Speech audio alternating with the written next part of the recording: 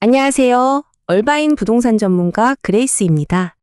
요즘 집 알아보시는 분들 시장이 어떻게 돌아가는지 많이 궁금하시죠? 오늘 그 궁금증을 제가 확실하게 풀어드리겠습니다.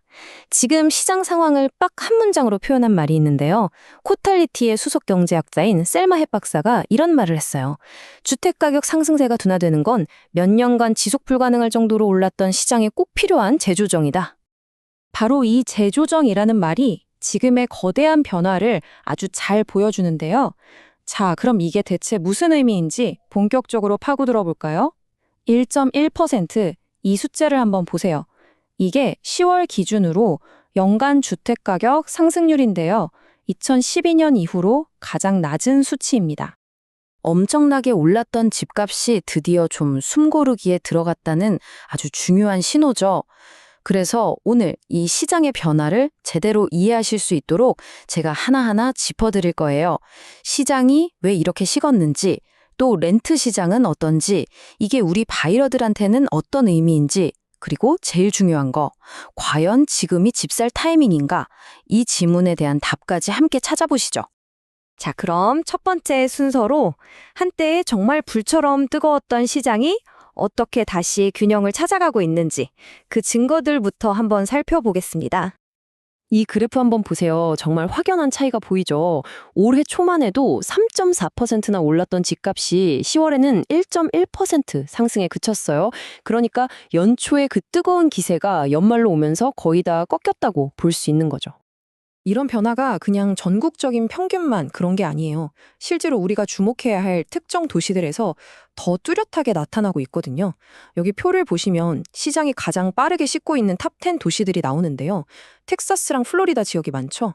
바로 얼마 전까지만 해도 가장 뜨겁게 달아올랐던 곳들이에요. 그러니까 상승세가 가팔랐던 만큼 조정도 빠르게 오고 있다는 거죠. 아니, 이렇게 잘 나가던 시장이 도대체 왜 이렇게 갑자기 차가워진 걸까요? 그 이유를 한번 들여다보죠. 사실 한 가지 이유만 있는 건 아니고요. 여러 가지 요인들이 복합적으로 작용하고 있어요.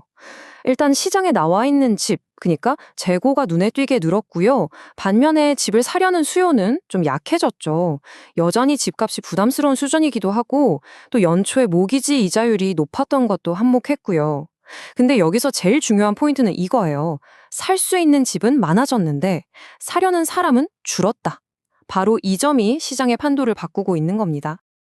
자, 이제 좀 다른 관점에서 시장을 한번 볼게요. 이게 진짜 재미있는 부분인데요. 바로 렌트 시장을 보면 앞으로 주택 시장이 어떻게 될지 힌트를 얻을 수 있거든요. 네, 맞아요. 보통 렌트 시장이 주택 매매 시장보다 한 발 앞서서 움직이는 경향이 있거든요. 일종의 미리 보기 같은 거죠. 보세요. 11월 기준으로 전국 아파트 공실률이 7.2%래요. 이게 역대 최고치라고 합니다. 왜 이렇게 빈집이 많아졌을까요?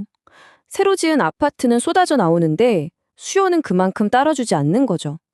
특히 요즘 젊은 층들이 독립하기보다는 부모님과 함께 사는 경우가 늘어난 것도 영향이 있고요.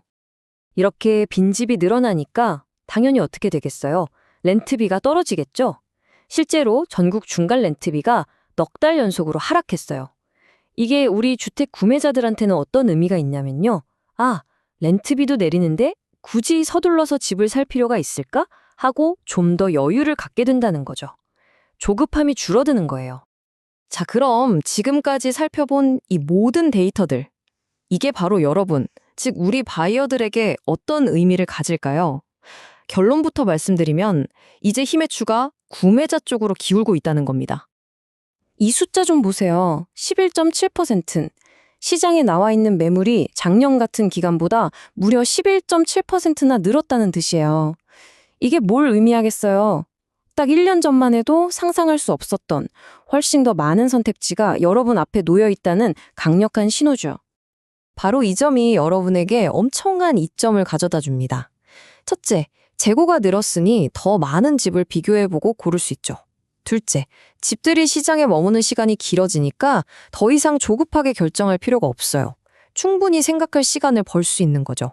그리고 마지막으로 이 모든 것이 합쳐져서 뭘 만들어내느냐? 바로 협상력입니다. 이제 가격이든 조건이든 판매자와 당당하게 협상할 수 있는 힘이 생긴 겁니다. 자, 시장이 이렇게 바뀌고 있는데 그럼 우리에게 가장 중요한 질문이 남았죠. 그래서 지금이 집을 사야 할 때인가? 이 질문에 대한 새로운 관점을 한번 제시해 보겠습니다. 오늘의 핵심 내용을 다시 한번 정리해 드릴게요. 가장 중요한 건 시작이 폭락하는 게 아니라는 거예요. 이건 재조정 과정입니다.